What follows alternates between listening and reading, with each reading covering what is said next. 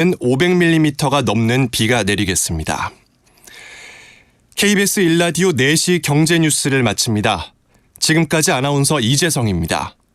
KBS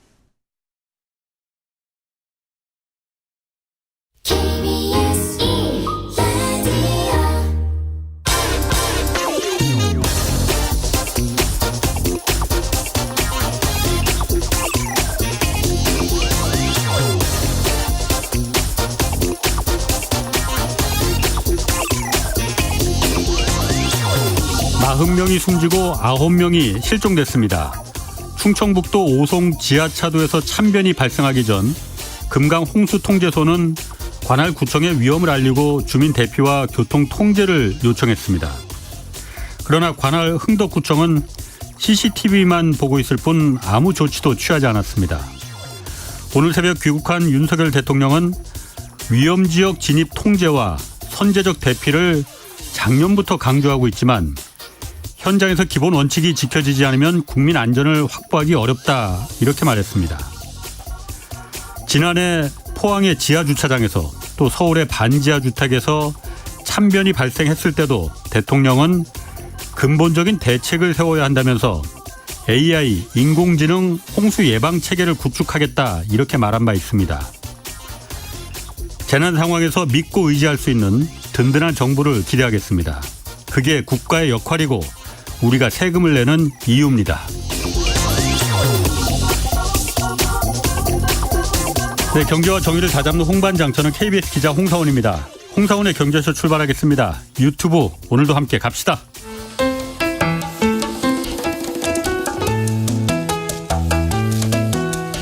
대한민국 최고의 경제 전문가만 모십니다. 어렵고 지루한 경제 프로그램은 거부합니다. 유익하고 재미있는 홍사운의 경제쇼.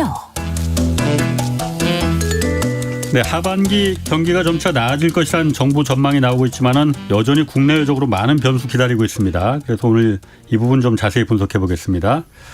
황세훈 자본시장연구원 선임연구위원 나오셨습니다. 안녕하세요. 네, 안녕하세요.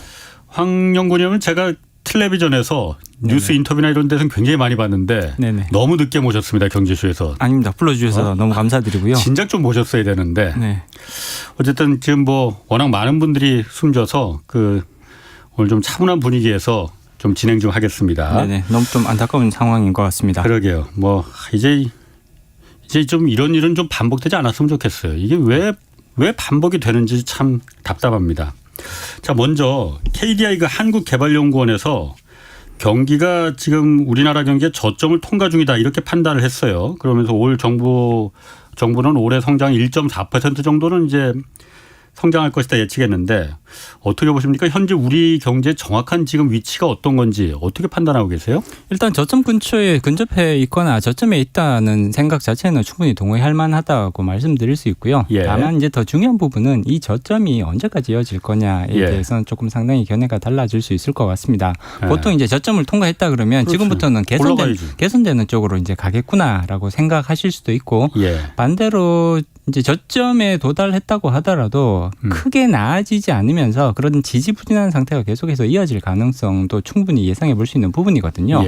우리가 예를 들어서 경기가 나빠질 때 처음부터 끝까지 시종일관 나빠지기만 하는 숫자들이 나빠지기만 하는 경우들은 오히려 많지 않고요. 이렇게 떨어지다가 또 일시적으로 조금 회복되는 것처럼 보이는 그런 국면이 나타나기도 합니다. 그랬다가 또다시 나빠지는 경우들도 흔히 관찰이 되거든요. 소위 말해서 더블 딥이라고 부르는 상황 같은 경우에는 저점을 찍었나 보다라고 판단을 하면서 이제 이렇게 조금 개선되는 모습들이 나타나기도 해요.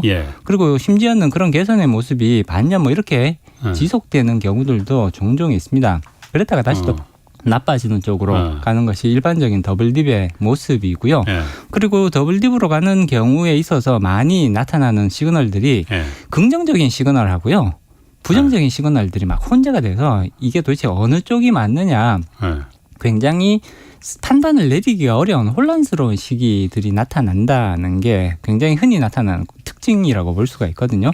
지금이 정확히 그런 시점이 아닌가 그렇게 평가를 해봐야 될 것 같습니다. 긍정적인 시그널 당연히 있습니다. 지금 제조업에 관련된 그런 이제 안 좋은 제조업 하락 이 하락 속도가 조금 떨어지고 심지어 이제 6월 같은 경우에는 수출도 흑자로 돌아섰단 말이에요. 이런 부분들만 보면 무역 수지가 흑자로 무역 수지가 수출이 이제 늘어난 건 아니고 아직은. 그렇죠. 무역 수지가 계속 지금 적자 상태였다가 흑자로 돌아서는 이런 모습들이 나타나니까 이제 드디어 경기 하강이 끝난 것이 아니냐. 그러니까. 이런 긍정적인 시그널들이 좀 있다.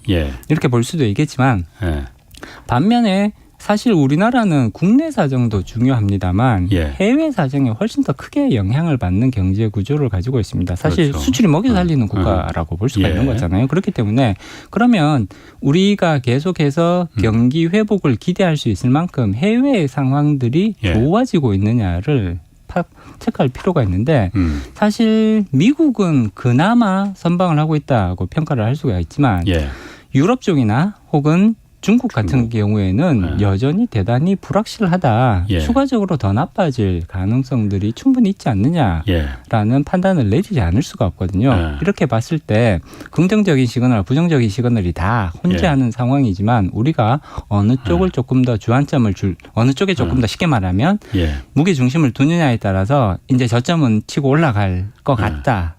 아니면 반대로 일시적으로 나타나는 회복 현상이지만 향후 다시 나빠질 가능성도 충분히 보인다.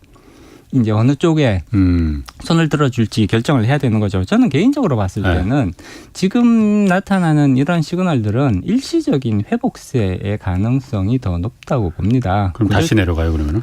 물론 이제 이 일시적인 회복세가 몇 달간 지속될 가능성은 충분히 있다고 봐야 되는 겁니다만 내년도 그러니까 하반기는 오히려 그럭저럭 선방할 가능성이 높다고 봐야겠죠. 그렇지만 올해 하반기가 아니고 내년 하반기? 아니요, 올해 하반기. 올해 하반기 정도는 비교적 선방을 할 가능성이 현재 지금 그런 시그널들이 보이기는 합니다만 이것이 본격적인 경제가 다시 회복세로 완전히 뚜렷하게 접어든다는 것을 의미하느냐? 저는 그렇지 않을 가능성이 훨씬 더 높다고 예상을 하고 있고요. 왜요? 말씀드렸듯이 우리나라는 대외 의존도가 대단히 높은 경제 구조를 가지고 있습니다. 그리고 그러니까 해외 국가들 특히 미국, 유럽, 중국, 우리나라한테 가장 크게 영향을 미치는 그런 경제 블록들이잖아요. 여기서 어떤 일이 발생할 것인지를 한번 생각을 해보면 사실 이거는 면에서. 긍정적인 전망보다는 부정적인 전망을 내지 않을 수가 없다는 거예요. 그러면 제가 지금 말씀 들으면서 두 가지가 먼저 좀 물어보고 싶은 게 있는데 하나는 먼저 잠깐 지금 어쨌든 6월 달에 무역 수지가 흑자로 돌아섰잖아요. 뭐 많은 양은 아니지만 11억 달러 정도 흑자인데 이게 정말 어쨌든 그래도 오랜만에 들어보는 흑자라서 지금 거의 1년 한 반 만에 지금 흑자가 나온 거잖아요.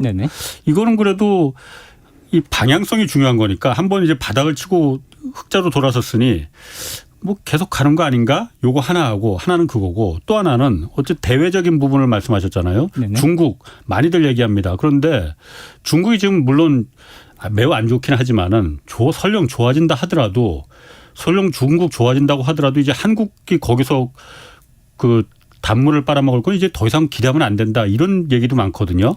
그 두 가지가 좀 궁금하거든요. 일단 해외의 상황들을 그러니까 이제 조금 감안을 해서 그 수출 그리고 무역 수지와 관련된 부분들을 살펴보면 잘 지적해 주셨듯이 흑자가 나타나는 것은 굉장히 반가운 소식인 건 맞습니다. 그렇긴 하지만 이 흑자가 어떤 식으로 발생하는지를 살펴보자면 수출은 여전히 줄고 있거든요. 물론 수출이 떨어지는 속도가 둔화되고 있는 건 사실입니다만 여전히 수출은 줄고 있는데 수입이 더 빠른 속도로 더 큰 속도로 줄어들었기 때문에 이게 흑자가 나는 구조였고요. 그리고 왜 수입이 이렇게 빨리 큰 폭으로 떨어질 수 있었느냐. 결국 에너지 단가, 에너지 수입 단가, 원유 가격, 가스 가격 이런 부분들이 떨어지면서 수입 단가가 떨어지니까 수입에 지출되는 비용들이 큰 폭으로 떨어졌고요. 이럼으로써 흑자가 달성된 케이스란 말이에요. 그렇기 때문에 많이들 그러시잖아요. 이게 어떻게 보면 이제 불황형 흑자와 굉장히 비슷합니다. 불황형 흑자가 보통 이제 경기가 안 좋을 때 수입을 일단은 줄여서 흑자를 내는 방식인 거잖아요. 지금은 불황형 흑자와 완전히 똑같지는 않습니다만 기본적으로 우리가 잘해서 그러니까 수출을 잘해서 흑자를 내는 구조가 아니라 수입이 줄어들어서 에너지 가격 비쌌던 에너지 가격이 줄어들어서 흑자가 난 것이기 때문에 중요한 부분은 예. 수출은 여전히 계속해서 떨어지고 있다라는 부분들. 부분이. 그렇기 때문에 이것이 완전히 흑자 기조가 예. 정착될 수 있는 방향성인 거냐. 한 번 수입 단가가 떨어지면 그 근처에서 이제 당분간은 계속 유지가 될 가능성이 높다고 볼 수 있죠. 그렇지만 이 수출이 계속해서 줄어든다면 결국은 흑자의 규모는 다시 또 줄어들 가능성도 충분히 생각해 볼 수가 있고요. 다시 일시적으로 적자로 전환될 가능성도 그렇군요. 배제하기는 어렵거든요. 아. 따라서 이거는 반가운 소식인 건 맞습니다만 이걸 가지고 우리가 드디어 머나먼 길을 길고 길었던 무역 수지 적자에서 탈출할 수 있게 되었다라고 판단하기에는 너무 박수 칠 일은 아니고. 너무 이르다라는 부분인 거고요. 중국은 중국 같은 경우도 기본적으로 중국과의 관계가 예. 지금 완전히 바뀌고 있는 상황인 거잖아요. 코로나 팬데믹 이전과 예. 현재의 상황을 잘 비교를 해보면 중국과 우리나라 간의 관계, 경제적 예. 협력 관계는 지금 그 구조 자체가 완전히 바뀌고 있다고 평가를 해야 될 것 같습니다. 물론 그렇다고 해서 중국과의 경제 협력, 교역이 완전히 중단되고 그러지는 않겠죠, 당연히. 예. 그렇지만 중국은 분명히 한국과의 교육 규모를 딱 필요한 만큼만 최소한의 선에서 유지를 하려는 이런 예. 인센티브가 대단히 강하다고 봐야 되는 예. 거고요. 그렇기 예. 때문에 중국의 리오프닝이 뭐 기대했던 것보다 당연히 조금 부진하고 예. 그리고 그것이 본격적으로 진행된다고 하더라도 실질적으로 우리나라가 수출 증가에 있어서 예전만큼 그런 큰 혜택 또는 예전의 수준으로 완전히 되돌아갈 수 있을 거라는 기대를 하기에는 이미 우리는 많이 조금 바뀌고 있다. 이렇게 평가를 해야 될 것 같습니다. 그 시절은 그럼 다시 안 오는 겁니까 그러면은? 저는 그 그러니까 물론 중국하고 경제적으로뿐만이 아니고 정치적으로도 굉장히 옛날하고 달라졌어요. 그러니까 이런 부분을 감안했을 때 예전에 그 시절은 다시 올 수 있는 거냐 없는 거냐? 저는 그 가능성은 상당히 제한적이라고 봅니다. 낮다고 봅니다. 관계 자체가 예. 바뀌고 있다. 예. 그리고 이 우호적인 협력적인 관계에서 예. 어떻게 보면 약간은 조금 경쟁. 거리를 두는 예. 거리를 두는 그런 이제 예. 관계로 바뀌고 있는 거잖아요. 예. 그렇기 때문에 경제적인 부분에 있어서도 특히 우리의 의지와는 상관없이 예. 중국의 의지에 의해서 그런 결과로 예. 이어질 가능성이 오히려 높다고 전망할 수가 있는 거죠.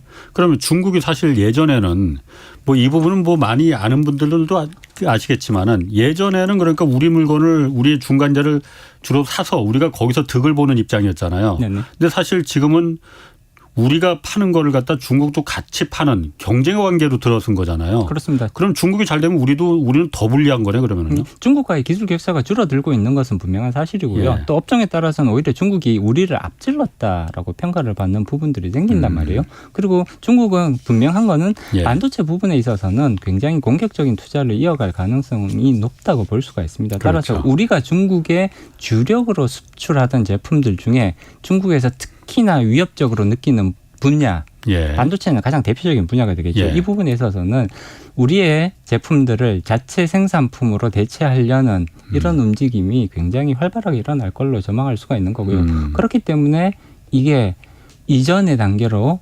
회복하기에는 이미 우리는 너무 많이 와버렸다라고 평가할 수밖에 없는 거죠. 그럼 답답한 게 우리가 어쨌든 수출로 먹고 사는 나라인데 어디다 수출합니까 그러면은? 일단 중국에 대한 의존도를 줄인다는 거는 어떻게 보면 이게 양날의 검인 거잖아요. 예. 긍정적인 측면도 있고요. 부정적인 측면도 있습니다. 당장 수출이 줄어드는 것처럼 보일 테니까 여기에 대한 예. 부담은 분명한 거지만 예. 중국에 어떻게 보면 이제 좀 지나치게 그동안 우리가 의존해 왔던 것이 그런 부분이 있죠. 아니냐라는 예. 측면을 봤을 때는 예. 중국에 대한 의존도가 우리 자체의 바람에 의한 것뿐만이 예. 아니라 상대방의 그런 의도에 의해서 바뀐다는 것은 조금 안타까운 부분이기는 합니다만 그럼에도 불구하고 의존도를 낮추는 것은 필요한 방향성이라고 봐야 되는 거고요. 그 대체 국가를 찾아내려는 노력들은 필요하다고 봅니다. 사실은 중국이 이제 저런 식으로 이제 세계 공급망에서 역할이 달라질 수밖에 없는 그렇죠. 거잖아요. 예. 그러면 그 역할을 예를 들자면 인도라든지 예. 아니면 다른 인도네시아와 같은 다른 동남아 국가들에서 일정 부분 그 예. 역할을 대체할 가능성은 충분히 생각해 볼 수가 있는 거고요. 따라서 그쪽에 대한 수출 비중을 차츰 늘려가는 방식으로 대응하는 것이 그나마 현실적인 대안이 될 것 같습니다. 중국은 이제 그렇다 치고 대외적인 변수 또 하나가 사실 우리가 미국의 경기하고도 굉장히 영향을 받잖아요. 네네. 근데 사실 연초부터도 작년부터 하여튼 계속 뭐 미국은 경기 침체가 온다 뭐 퍼펙트 스톰이다 뭐 했는데 지금 보면은 뭐 침체가 오는 거 저거 다 거짓말인 것 같은데 양치기 소년도 벌써 이런 양치기 소년이 없는 것 같은데라는 생각이 저는 들거든요. 네네. 물론 미국 경기가 우리한테 매우 수출에 중요하고 그러니까 중국이 어쨌든 안 되면 미국에라도 팔아야 될 테니까 미국은 경기 침체가 어떻게 되는 겁니까 이거?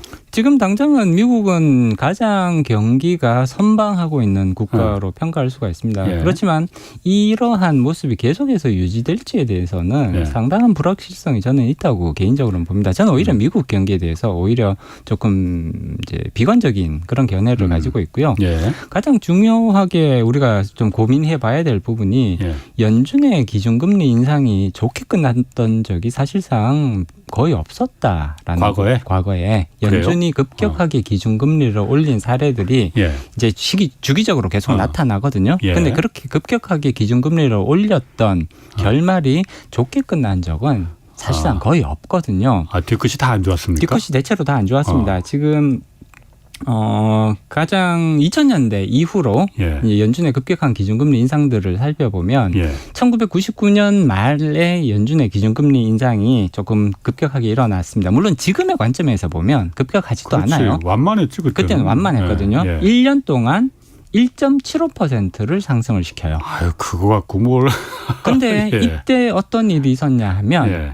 연준이 1년 동안 1.75% 상승시키고 나서 한 예. 10개월 정도 지나고 나서요. 예. 닷컴 버블이 붕괴가 되기 시작합니다. 그게 인과관계가 맞습니까? 그러면은 100% 맞다고 평가할 수는 없습니다만 기준금리를 인상하기 전에 예. 자금을 가장 블랙홀처럼 빨아들였던 데가 닷컴인 닷컴기지. 거는 예. 부인하기는 그렇죠. 어렵거든요. 예, 예. 그래서 여기에서 과도하게 그때는 이제 닷컴만 달면 주가가 3배, 4배 막 이렇게 뛸 예. 그런 이제 시기였는데 그러니까 어느 정도는 이런 부분들을 진정시킬 필요성이 있겠다라는 판단하에 연준은 기준금리 인상을 단행을 하죠. 예. 1년 동안 1.75% 인상을 하고 한 10개월 정도 지났더니 닷컴 버블이 무너져 버렸거든요. 예. 그리고 그 이후에 가장 드라마틱한 그러니까 이번 거 말고 가장 드라마틱한 기준금리 인상은 사실 2005년부터 2007년까지 발생합니다.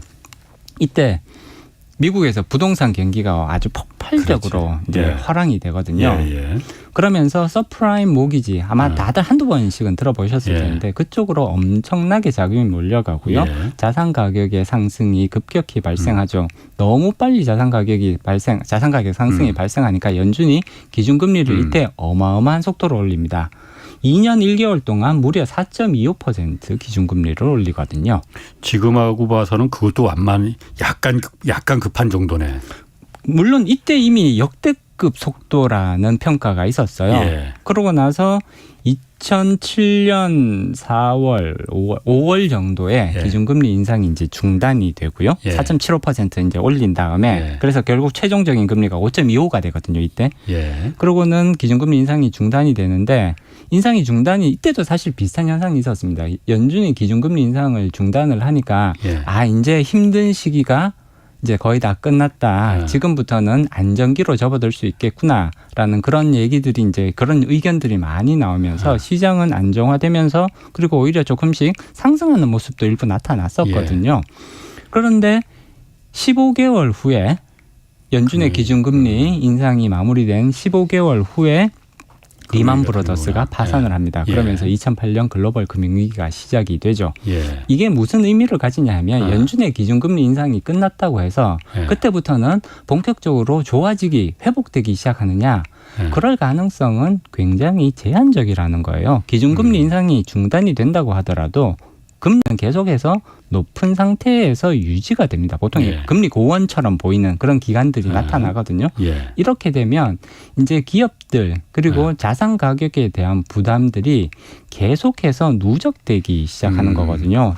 에너지가 폭발할 수 있는 에너지가 쌓이기 수철처럼. 쌓이기 시작하는 기간이라고 봐야 되는 거고요. 2008년도 같은 경우에는 15개월 동안 버텼거든요. 그러다가 결국은 리만 브라더스가 무너지면서 글로벌 금융위기가 발생을 한단 말이에요. 예. 따라서 닷컴 버블, 그다음에 2008년에 금융위기. 글로벌 금융위기, 이것이 일정 수준 연준의 기준금리, 급격한 기준금리 인상과 밀접한 관계가 있다고 보는 견해들이 꽤 있고요. 그 둘이 다 뒤끝이 안 좋았군요. 뒤끝이 상당히 안 좋았거든요. 경착륙으로 끝나버렸네. 네네. 예. 이번 기준금리 인상은 1년 지금 7월 달에 연준이 기준금리 인상할 게 확실시되고 있단 말이에요. 오는 7월에 예, 오는 7월. 뭐 며칠 안 남았어요. 하면은, 예, 며칠 안 열흘 남았습니다. 남았어요, 이제. 예, 열흘 정도 예. 남았는데 기준금리 0.25%포인트 인상할 게 거의 예. 확실시되고 예. 있거든요. 95% 이상의 확률로 예. 지금 예측이 되고 있는데 그렇게 되면 연준의 기준금리는 5.5% 상당 기준으로 5.5%가 되는 거고요. 1년 5개월 만에 5.5%. 그러니까 5.25% 그렇지. 상승을 예. 하는 거거든요. 아. 리만 사태 터질 때 2년 1개월 동안 4.25%가 올랐는데 리만이 무너졌거든요. 예. 1년 5개월 동안 5.25%가 상승을 했으면 예. 그리고 아마 연준은 기준금리를 동결하거나 예. 아니면 한 번 정도 기준금리를 더 올릴 수 있을 것 같습니다. 그러면 5.5% 또는 5.75%에서 이제 예. 금리 인상 사이클이 종료가 되고 그때부터는 이제 금리 고건 상태로 갈 거거든요. 예.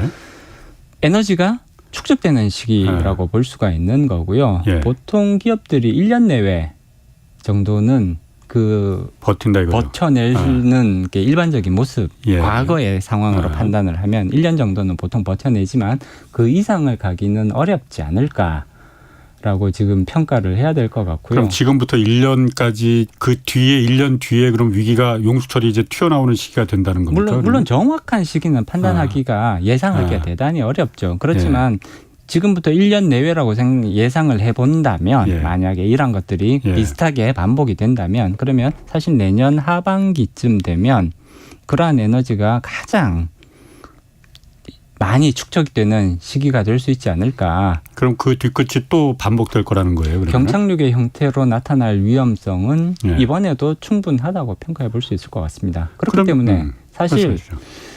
국내에서도 여러 가지 문제점들이 산적해 있잖아요. 네. 그렇지만 해외에서의 그런 네. 대규모 신용 사건이 또다시 발생하게 된다면 네. 오히려 여기서 더 큰 폭풍이 국내로 넘어올 가능성이 있다고 봐야겠죠. 그러니까 미국에서 그런 금융 불안이 나오면은 그게 미국 내로서만 끝나는 게 아니고 한국까지 넘어온다. 네, 그렇습니다. 옛날 그 금융위기 때는 중국이 좀 막아줘서 한국은 그렇게 피해가 좀 덜했다고 해요. 그렇기는 하지만 네. 그때도 사실 굉장히 큰 충격들 아마 2008년 글로벌 금융위기가 터졌을 때 지금 이제 4, 50대에 계시는 분들은 여전히 그 기억이 생생하실 거라고 생각을 하고요. 그 충격은 해외에서 우리 시장에서 당장 터진 것은 아니지만 그 충격은 실로 대단했다고 평가를 하지 않을 수가 그렇군요. 없는 거고요. 그리고 이번에는 반드시 미국이 아닐 수도 있다. 사실 현재까지 진행되는 과정들을 살펴보면 미국은 그래도 비교적 굉장히 잘 버텨내고 있는 그런 상황이라고 볼 수가 있거든요. 오히려 유럽이나 또는 중국 쪽이 더 이런 문제가 더 이른 이른 시기에 터져 나올 수도 있지 않을까 이렇게 예상해 볼 수 미국의 있겠습니다. 금리 인상으로 미국의 용수철이 지금 한창 그 응축돼 있는데 그게 왜 미국에서 안 터지고 유럽이나 중국에서 그 용수철이 터집니까? 일단 기본적으로 유럽 같은 경우에는 시장 상황이 미국과 그렇게 크게 다르다고 평가하기는 어렵습니다. ECB가 계속해서 기준금리 인상을 이어가고 있잖아요. 유럽 중앙은행. 네, 유럽 중앙은행도 기준금리 인상을 이어가고 있고요. 그 기조 자체는 미국과 비슷한 방향성을 가지고 있다고 볼 수 있습니다. 근데 그렇군요. 문제는 여기에 경제 상황은 미국보다 더 안 좋다는 거죠.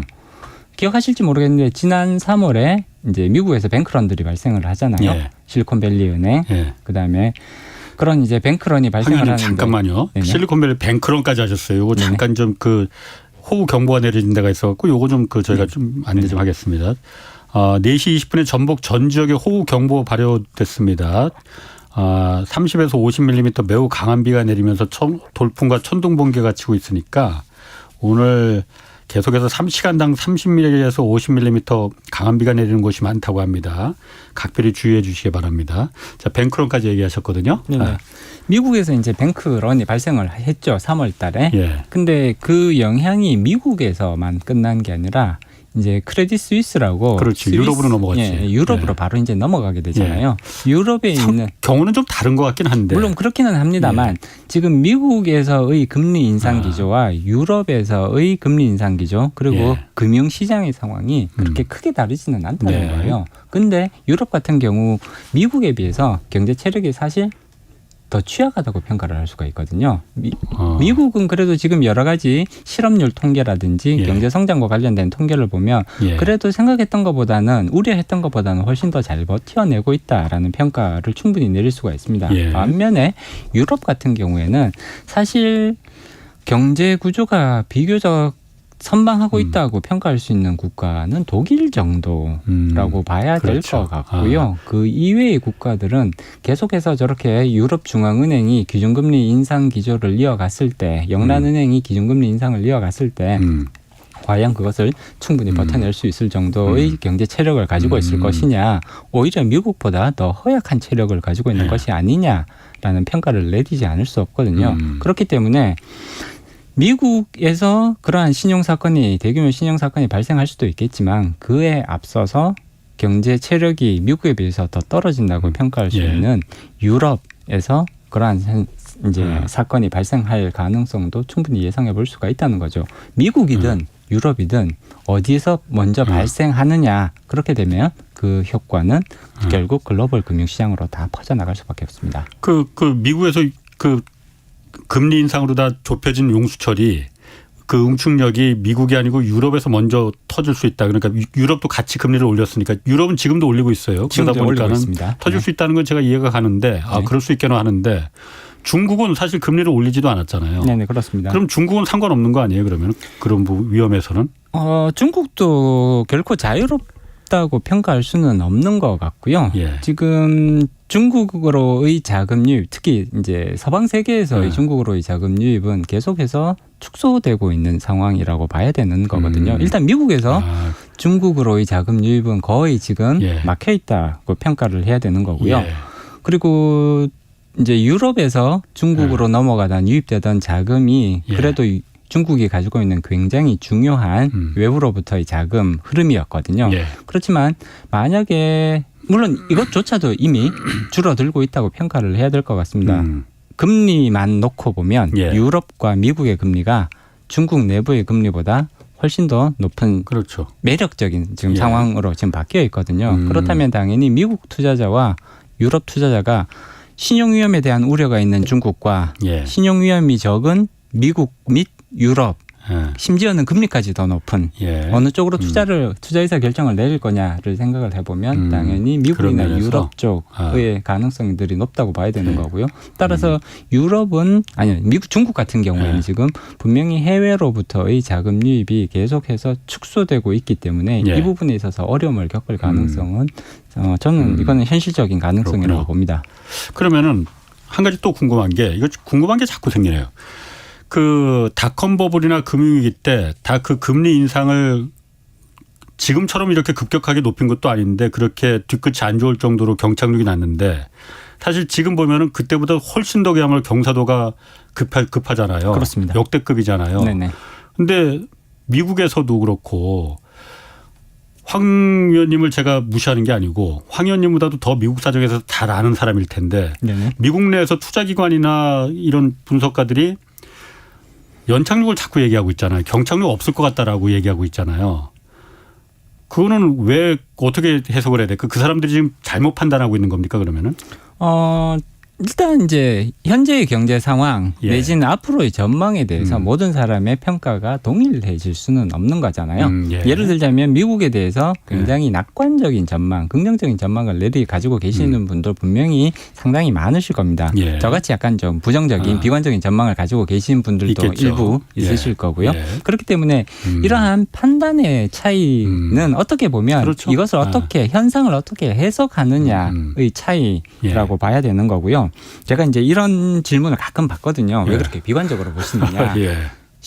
뉴스에서 나오는 내용들을 들어보면 네. 미국 경제 지금 굉장히 괜찮다, 그러니까. 잘 방어하고 있다. 예. 이제 이런 말씀, 특히 이제 연준도 그런 얘기를 계속해서 하잖아요. 예. 예. 근데 연준에 했던, 그러니까 연준에서 나왔던 언급들을 살펴보면 예. 2022년부터, 그러니까 2021년 하반기부터 미국에서 인플레이션이 이제 증가하기 시작하거든요. 예. 그때 그렇죠. 연준에서 그리고 시장에서의 평가는 인플레이션은 일시적이다. 아, 그때 한번 뭐 하여튼 좀 신뢰를 잃긴 잃었어요. 네, 많이. 인플레이션은 일시적이다. 예. 그랬다가 결국은 인플레이션이 계속 가니까 예. 그때 이제 많은 분들이 아니 설마 연준이 잘못된 판단을 내리겠느냐라는 말씀들을 하셨지만 예. 실질적으로 연준도 마찬가지인 거고요. 연준도 미래 전망에 대해서 틀릴 수가 있는 거잖아요. 그렇죠. 예. 마찬가지로 시장에서 그게 다수설이라고 해서 항상 맞지는 않거든요. 그렇기 때문에 이러한 현상들, 이러한 시그널이 나오고 있는데 이걸 이쪽 방향으로 해석할 것이냐 예. 혹은 반대 방향으로 해석할 예. 것이냐에 따라서 전망은 충분히 달라질 수 있다고 생각합니다. 과거의 경우를 보더라도 그렇고 어쨌든 이번에도 연준이 금리 인상을 갖다 멈추는 그 시점부터 한 1년 뒤, 1년 이내에 큰 사달이 벌어질 가능성이 황 의원님이 보시기엔 크다 이거죠.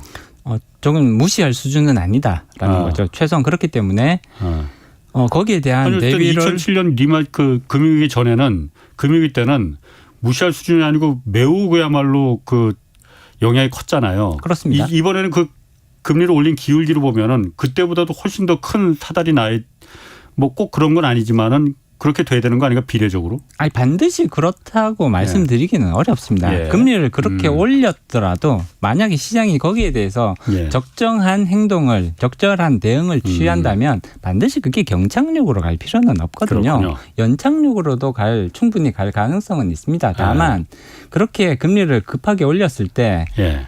기업과 가계, 개별 경제 주체들이 거기에 따르는 합리적인 결정을 항상 내릴 수가 있을 것이냐. 예.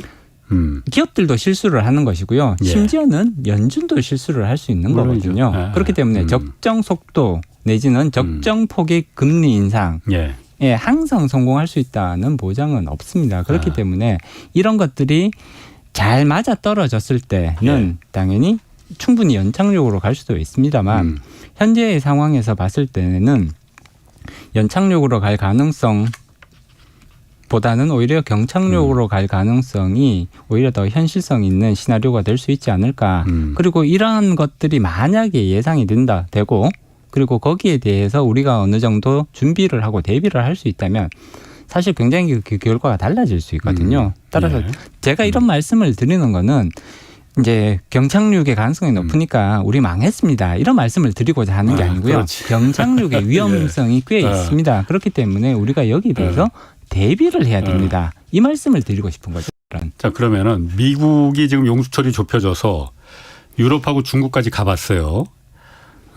우리는 어떻게 될 거냐 그러니까 우리도 지금 어쨌든 미국하고 마찬가지로 우리가 먼저 금리를 선제적으로 올리긴 했지만 우리도 많이 올린 편이잖아요. 미국에 비해서는 우리는 훨씬 적게 올린 거고요. 우리는 지금 기준금리가 3.5%. 그래서 어쨌든 경제 규모가 있으니까 또. 그렇기는 그래요? 합니다만 네. 기준금리의 인상폭 자체는 상당히 미국에 비해서는 작다고 볼 수가 있죠. 미국은 0.25%에서 시작해서 지금 5.5% 거의 확실시되고 있잖아요. 여기까지 간 거고요. 우리나라 같은 경우에는 지금 기준금리가 3.5%란 말이에요. 따라서 미국에 비해서는 금리 인상폭이 사실상 상당히 작다고 볼 수가 있습니다. 그리고 사실 이렇게 기준금리 인상을 미국에 비해서는 어떻게 보면 좀 소극적으로 한 거죠. 소극적으로 한 이유는 분명히 경제가 받을 수 있는 충격을 최소화하는 범위에서 마무리를 짓고자 하는 이런 정책적 판단이 강하게 개입했을 가능성이 높습니다. 기준금리를 적게 올렸으니까 사실 그런 거잖아요.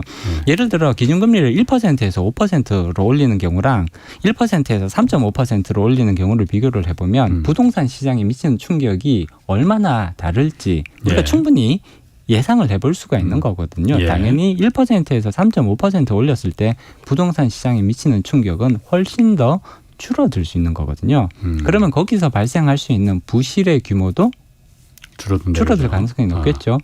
쉽게 말해서 우리가 강한 타격을 받으면 보통 이제 권투 선수들이 굉장히 강한 타격을 받으면 예. KO가 되잖아요. 예. 그렇지만 이렇게 살짝 잽 같은 거는 몇 방을 맞아도 예. 계속해서 버티면서 경기를 풀어낼 수가 있단 말이에요. 예. 따라서 지금 이제 한국은행이 원하는 것은 예.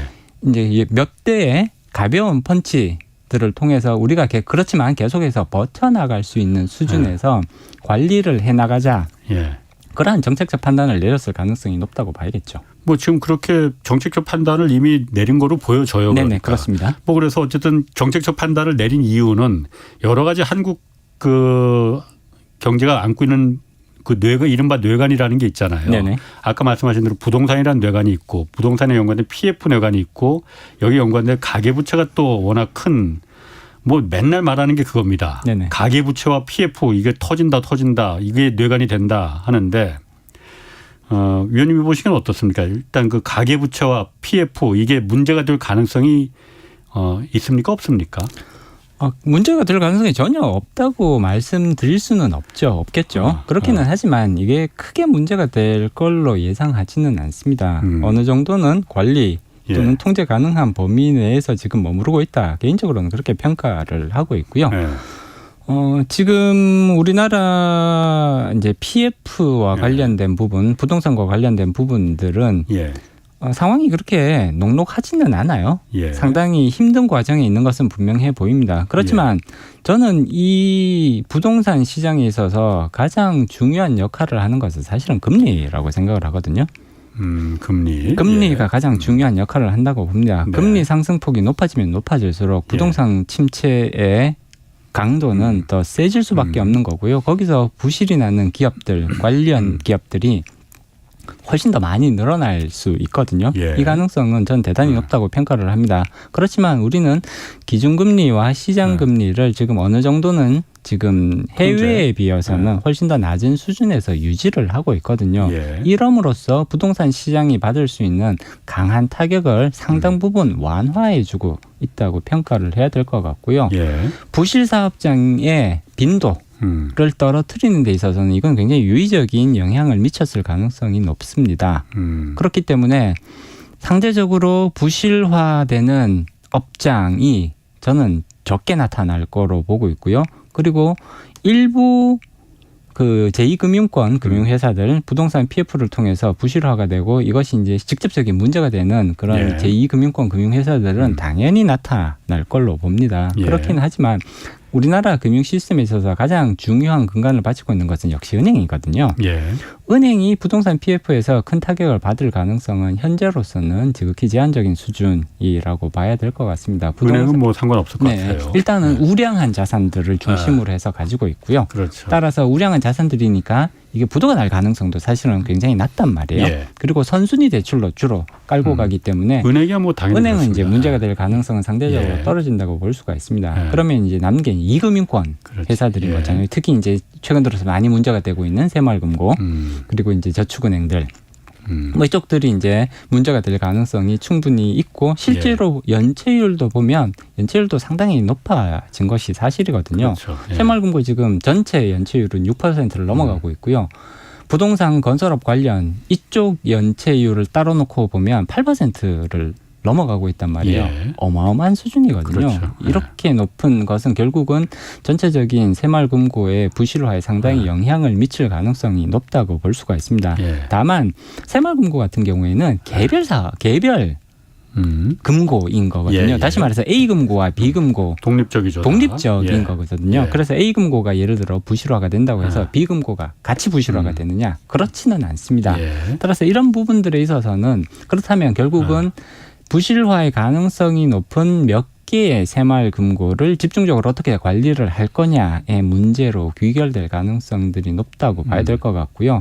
지금 정부의 발표를 보면 사실 좀 우려스러운 데가 한 30군데, 예. 그리고 조금 이제 위험 근처에 와 있는 데가 한 70군데, 뭐 이 예. 정도로 지금 이제 정부 발표들이 나오고 있단 말이에요. 그렇기 때문에 실질적으로 30개와 70개, 특히 이제 30개 정도는 사실 상당히 부실화의 수준이 지금 꽤 높다. 예. 판단을 내릴 수밖에 없는 거고요. 따라서 개별 새마을금고가 부실화가 되면서 인수합병으로 넘어가는 사례들은 앞으로 더 나타날 가능성이 충분하다고 볼 수가 있습니다. 근데 이런 것들이 결국은 큰 시스템 위기 상황으로 가게 될 것이냐, 그럴 가능성은 제한적이라고 봅니다. 충분히 이 정도면 예. 예를 들어 30개 내외 또는 많이 확대를 해서 100개 정도가 된다고 하더라도 실질적으로 그 정도면 충분히 관리 가능한 범위 내지는 우리 경제가 충분히 충격을 흡수할 수 있는 수준이라고 봐야 될 것 같고요. 그다음에 말씀하십시오. 예. 저축은행 같은 경우에는 예. 사이즈가 조금 더 크죠. 그러니까 그쪽을 좀 말하려고 했는데. 사이즈가 조금 더 크죠. 예. 근데 이 연체율을 비교를 해보면 새마을금고에 비해서는 연체율이 확연히 좀 떨어집니다. 아직까지. 예. 물론 일반적인 수준보다는 훨씬 더 높아져 있죠. 지금 4% 조금 예. 넘어가는 걸로 나오니까요. 따라서 이런 부분들을 감안을 하면 일부 저축은행들 그다음에 일부 새마을금고에서 실질적인 부실화가 되면서 M&A로 넘어가는 인수합병으로 넘어가는 그런 이제 그 업체들이 당연히 나올 텐데 예. 그런 부분들은 어느 정도는 충격이 흡수가 가능한 범위 예. 지금 맥시멈으로 봤을 때 15조에서 20조 내외 정도의 손실 정도를 감안을 한다면 예. 그러면 관리 가능한 수준에서 머무를 가능성이 오히려 더 높지 않을까 개인적으로는 이렇게 평가를 합니다. 15조, 20조 정도는 정책 금융 정도로도 충분히 방어가 가능할 수 있고 그렇습니다. 그 정도로만 만약 터진다면은 네네. 그런데 지금 보면은 사실 그 부동산 PF라는 게 문제가 되는 게 아까 말씀하신 은행들은 사실 PF에 들어간 게 양이 그렇게 많지도 않을 뿐더러 들어가더라도 굉장히 대형 아파트, 수도권 아파트 이런 절대 분양 안 될 리 없는 양질의 망할 수 없는 사업화만 사실 물론 그런 데니까 은행이 그 대주는 거기도 하겠지만은 거긴 문제가 되는 누구도 염려 안 하거든요. 네네. 그 외에 그야말로 지방의 중소 부동산 사업장 이런 데서 아직 첫삽을 뜨기도 전에 그러니까 PF 들어가기 전에 그 브릿지론이라고 해서 초기 사업 자금들 잔뜩 지금 그게 제2금융권들 증권사들 저축은행 캐피탈들이 물려 있는 거잖아요. 네네. 여기가 사실 여기서 문제가 생기면은 그게 15조 20조로 그냥 막을 수 있는 거냐. 왜냐하면은 여기는 본 PF로 지금 첫삽을 못 들어간 데 거잖아요. 네네 그렇습니다. 사업성이 떨어지니까 지금 해봤자 이거 분양도 안 되고 나중에 더 커진다. 그러니까 PF를 받지도 못하고 계속 뒤로 돌려막기 하고 심지어는 이자도 지금 후불제로 지금 밀어주거든요. 죽이면 안 되니까.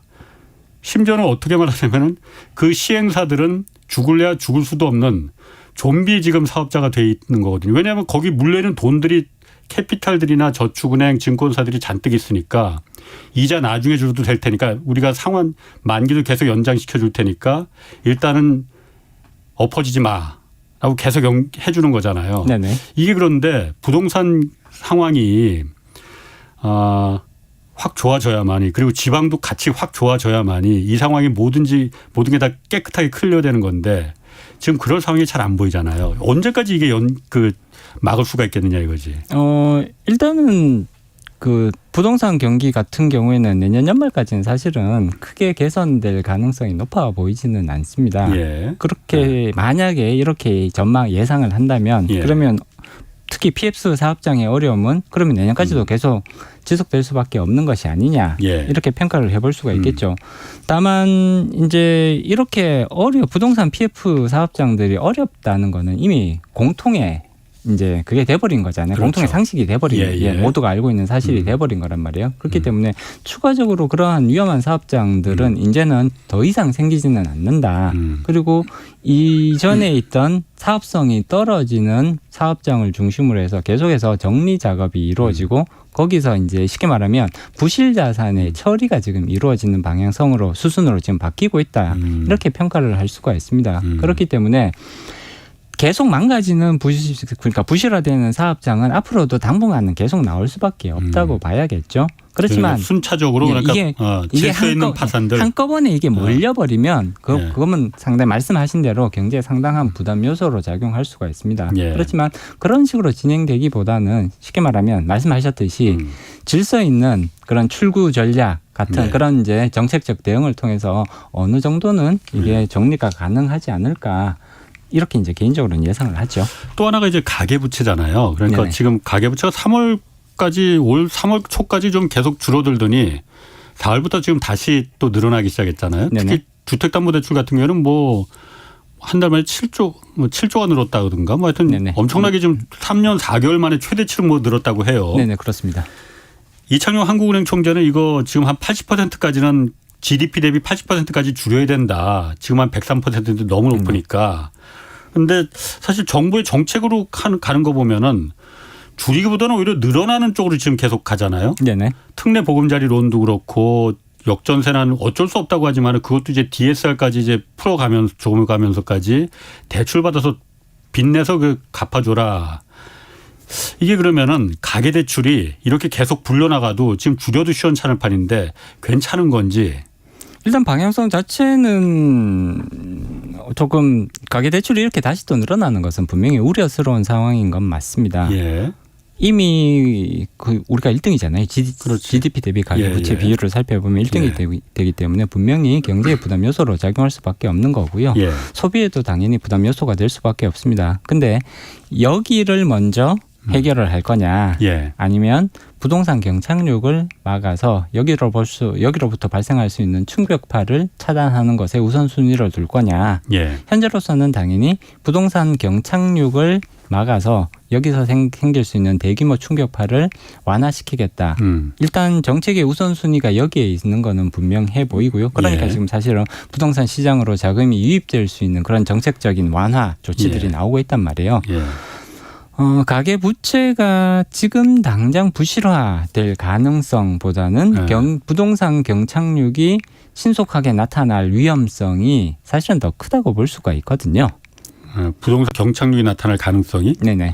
그러니까 여기에 대해서 적절하게 통제 조치가 이루어지지 않는다면 예를 들면 가계 부채에 대해서도 아무것도 안 하고 예. 부동산 경착륙에 대해서도 아무것도 안 하고 그러면 어느 것이 먼저 터질 거냐.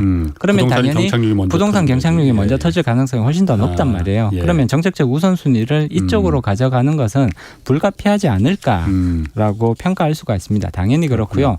다만 이제 이게 모든 정책이라든지 혹은 뭐 개인의 의사 결정도 마찬가지지만 거기에 따르는 비용들이 발생할 수밖에 없는 거잖아요. 예. 지금 부동산 경착륙을 막음으로써 우리가 받을 수 있는 분명히 거기로부터의 그 혜택이 있는 거고요. 이익이 있는 거고요. 이 이익을 받기 위해서 우리가 지불해야 되는 비용 같은 거거든요. 예. 가계 부채가 늘어남으로써 그러면 결국은 가계가 부담해야 될 이자 부담이 증가할 수밖에 그렇지. 없는 것이고요. 거기에 따른 소비 저하. 그리고 일정 부분 이렇게 되면 인플레이션이 떨어지는 속도도 느려질 수밖에 없는 거거든요. 그리고 거기에 대한 인플레이션으로부터 발생하는 지출 부담은 결국은 모든 국민들이 부담을 할 수밖에 없는 거잖아요. 따라서 여기에 따른 비용을 기꺼이 감수하더라도 부동산 경착륙을 일단은 먼저 막는 것이 합리적이라는 판단이 내려졌다는 거죠. 그래서 그 정부의 정책적인 결정도 이제 그건데 네네. 보면은 그런데 요즘 이상합니다. 시중 그 은행들의 대출 금리는 한국은행의 기준금리가 올라가는 것도 아니고 계속 동결시키는데 요즘 계속 올라가고 있잖아요. 네네. 시중은행들의 금리는. 네. 그럼 이자 비용이 더 늘어난다는 거잖아요. 어쨌든 그렇습니다.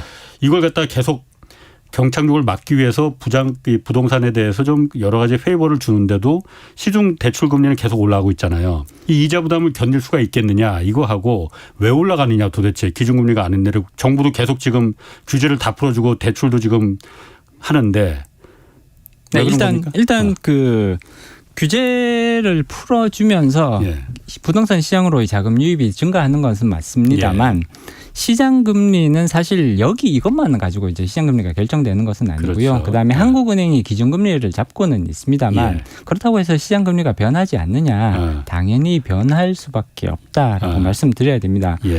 외국에서 일단 넘어오는 유동성 효과들이 존재를 하는 것이고요. 사실 우리나라 시장은 연준의 통화 정책 결정이 굉장히 크게 영향을 받습니다. 그렇겠지. 네, 외국인 투자자들이 채권 시장에도 엄청나게 들어와 있거든요. 그렇기 때문에 연준의 통화 정책, 다시 말해서 5.25에서 5.5%로 올릴 게 확실시되고 있잖아요. 그럼 이런 부분들이 국내 시장 금리의 상승 압력으로 작용할 수밖에 없는 것이거든요.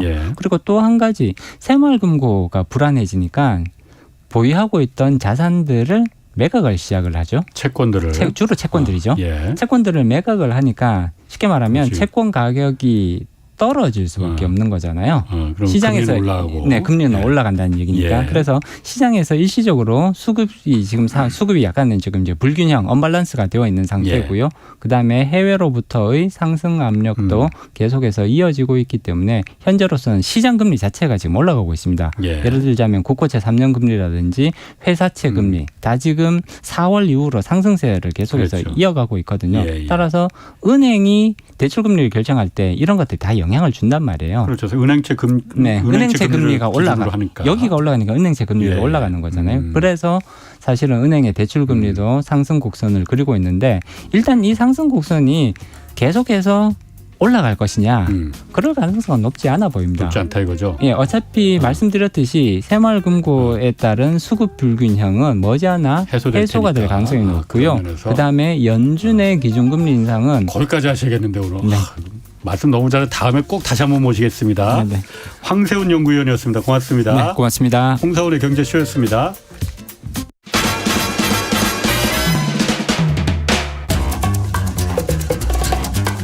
Okay, 3, 2, 1, let's jam. KBS 1라디오 시사본부의